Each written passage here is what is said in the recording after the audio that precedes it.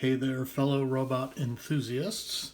I just wanted to put this video out there because I have been collecting the gold Litan figures for quite a while now and been tracking down some of the rare ones.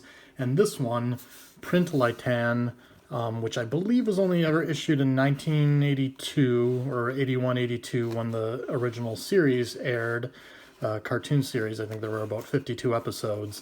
And this was one of the minor characters, and I don't think it ever got a reissue. So this was a tougher one to track down. It's also, I gotta say, I don't have all of them. I'm still missing 3 others, but this is the quirkiest by far in the series, and the quirkiest from what I've seen. And I had no help really getting information on it in the first place. And when I actually received it, I spent about definitely over an hour just trying to figure out how to transform this, how to make the mechanics work. So this is a quick and dirty video. I'm going to just kind of do it in one take. I may try to figure out how to throw some still shots in here to make it clear, but beyond that, I just want to produce something to show anyone else that's collecting these how you actually transform it, maybe save you a lot of time and give you a resource that wasn't out there when I was looking for that. So I have gone through all this, but I'll unbox it again just so you can see what you'll be experiencing when you get it. So there's another piece of styrofoam in there. There's a little miniature Popy catalog, and then there's a 1-page instruction pamphlet, and this is I'll try to get a still image of this and put this in of the different steps. And then here is Print Lightan. Beautiful, interesting finish. And here are the various print cartridges. This one's gimmick is that he is a printer. I guess, once upon a time we called them label makers. There's 4 different label making cartridges, different languages, Japanese, Chinese. I'm not sure, maybe one of them's Korean, it looks like. But I'll print out the English just so I know what I'm looking at, since that's the only language I use. And then these print strips that go through it. And I did remove one of these. They sort of have a carbon, it looks like it's a carbon paper with a backing, and the ink was so dried up I couldn't get it to work. So I'll show you what I did to make it work. So we'll do the transformation first. And there's a definite order on this paper, which is to pop open the head first, and then the legs second. And the legs, you'll see they sort of spring off to the side a little bit. And when they sprang off that, you'll see that the arms popped out a little bit there, and they don't give you much to grab onto. The left side, his right side, is easier. And because I struggled so much with trying to pull the other one out, let me see if I can. Oh, here it's going. I actually had to use a chopstick, and I put a chopstick through the side to push this one out earlier, but now it's working much better. So there he is in robot form. Very cool. Probably how you would have him displayed most of the time. But to actually get him to function as a printer, you want to make sure that you follow the order of the steps, and there's some non-intuitive things here. So the first thing you do is you sort of move his arms up in a kind of like a Rocky pose. And then that allows you to insert the cartridge, and the little white wheel goes on the bottom back of the right side, and then you'll see there's sort of an arrow on that shows you, and this is a little tricky. You kind of wiggle it around. You feel like you're forcing it, but you're trying to line it up in a way that fits, and then you gotta push it once and then push it again until it clicks into place. So he's flush on both sides. And then at that point, after you put him in, you sort of pull down his pants a little bit there on both sides. So that sort of reveals the wheel that you can turn manually there.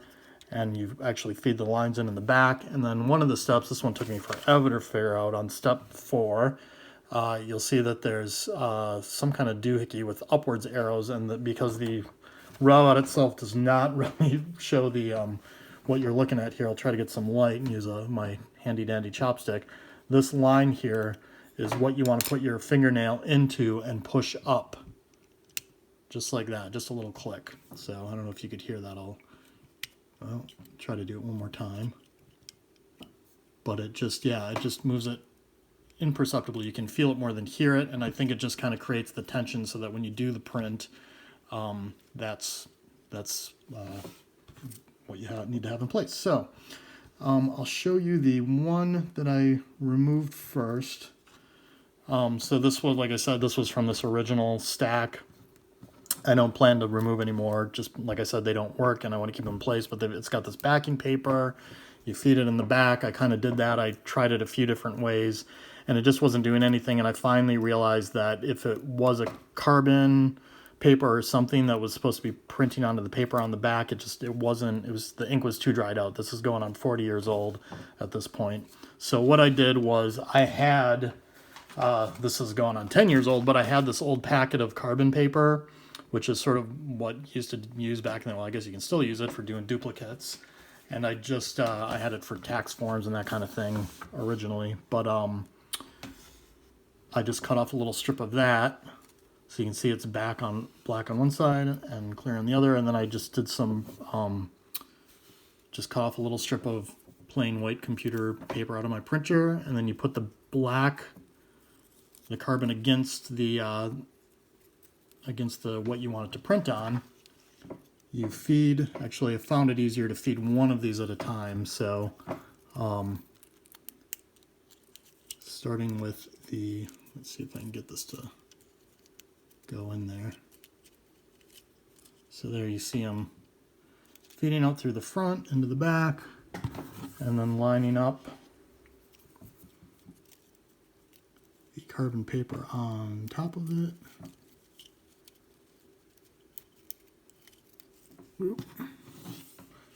I did not do this with a camera sitting in front of me, so this is a little trickier. So